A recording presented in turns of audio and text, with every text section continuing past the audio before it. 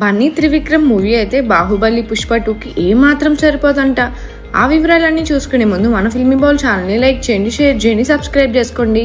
Hello movie lovers, Allu Arjun తర్వాత cinema కోసం ఫ్యాన్స్లో ఉత్కంఠ నెలకొంది.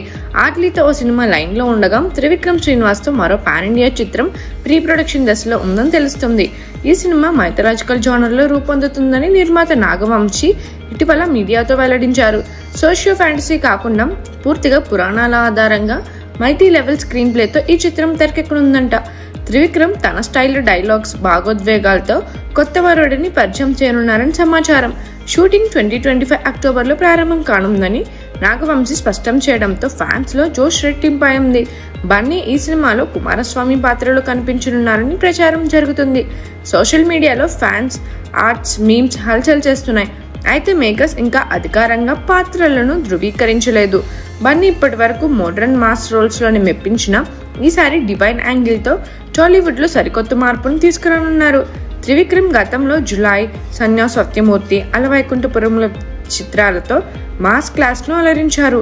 ఇప్పుడు మైథలాజీతో మరింత విస్తృతంగా కనిపించనున్నారు. ఫార్చ్యూన్ 4 సినిమాస్, సితారా ఎంటర్టైన్మెంట్స్ బ్యానర్పై నాగవంశీ, సాయి సౌజన్య ఈ చిత్రాన్ని భారీ బడ్జెట్తో నిర్మించనున్నారు.